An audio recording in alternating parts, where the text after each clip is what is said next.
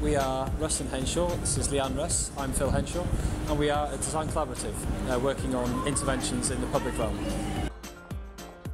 The installation is called Tile Mile. It's for Turkishceramics, and it's set within St John's Gate, and it was conceived to celebrate the products of Turkishceramics and the architecture of Clerkenwell. We started by looking into the architecture of Islamic architecture and the architecture of Turkey, and in particular the use of ceramics within the architecture. We started looking into patination and Penrose tiling, which is sort of infinitely repeating mathematical patterns that create quite complex designs. And from that we took the idea of infinity and reflection and came up with a sort of mirror idea.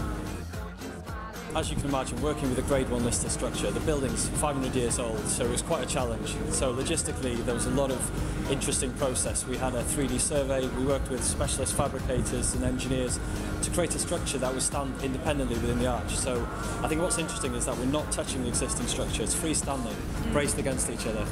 So I think we've retained the purity of the idea. It was predominantly created off-site in a workshop. It was set up over 2 days last weekend.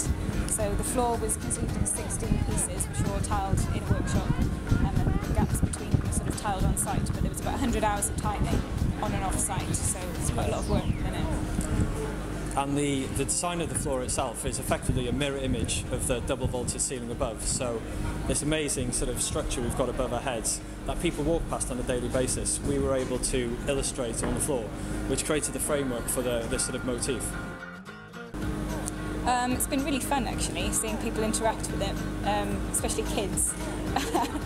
Yeah, because you don't have to be a designer or an architect to appreciate something like this. It's just a sort of fun illustration of the optical effects of mirrors. So yeah, it's had really good response.